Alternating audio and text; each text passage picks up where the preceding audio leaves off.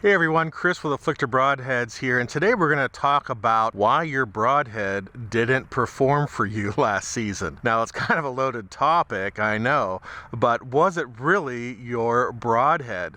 And the three things that I really want to touch on today is shot placement, bad tracking, and then maybe broadhead choice, because I think those first two kind of come first. I mean, we know that most broadheads are lethal. They have good lethality. Some are better than others. There's no doubt about that. And you've seen the comparisons and you can judge for what's most important to you when it comes down to a broadhead. But a broadhead in the right place is lethal, and that's across the board for all of them, even though some of them will inherently do a better job of that, penetrating, cutting, whatever it is. But shot placement still becomes and always is and always will be the number one reason that something didn't go right. And the problem is with us hunters, me included, is we have something that gets in the way of admitting that we made a mistake, and that's pride. There's no way I missed. I saw the arrow. I saw this. Most of the times that is not accurate. If you did get video and you play it back, you can see that you were wrong.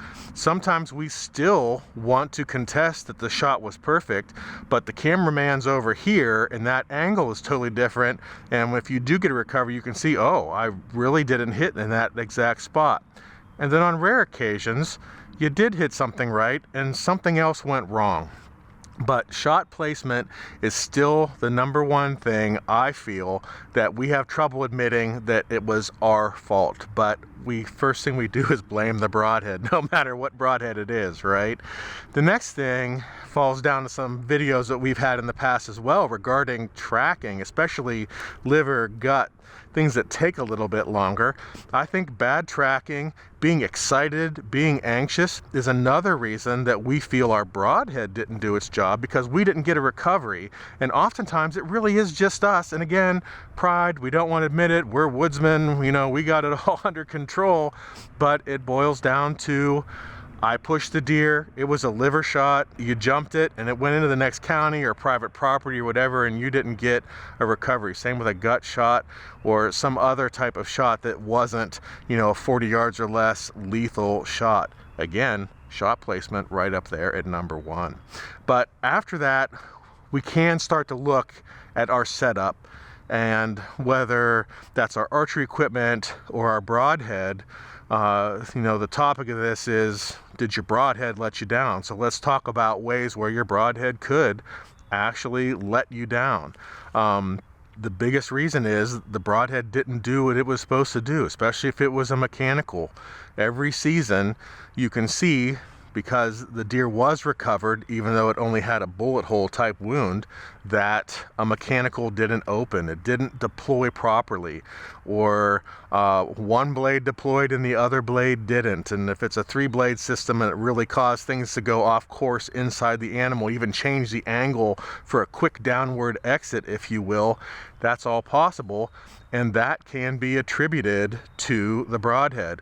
A broken blade. Let's say you're hitting the scapula and you're shooting a broadhead that is notoriously thin bladed, and those blades broke before they ever got into the vitals, or were stopped because of that, because that broadhead's primary design was not good for penetration.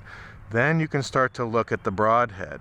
But overall, I think that we tend as hunters to blame the broadhead, no matter what type, what kind, when probably 80% or better, it really is us, and we just don't want to admit it. Some of the other things that you can think about when it comes to broadhead is just broadheads that you chose the wrong broadhead for your setup. And I've talked about this before, and I really think that this needs mentioned all the time. You are shooting too light of a setup, or your spine's not correct, and you're using a great big wide cut mechanical 2 inches or better. Those mechanicals take a lot of momentum, a lot of KE to do their job properly. And so sometimes we have just picked the wrong broadhead.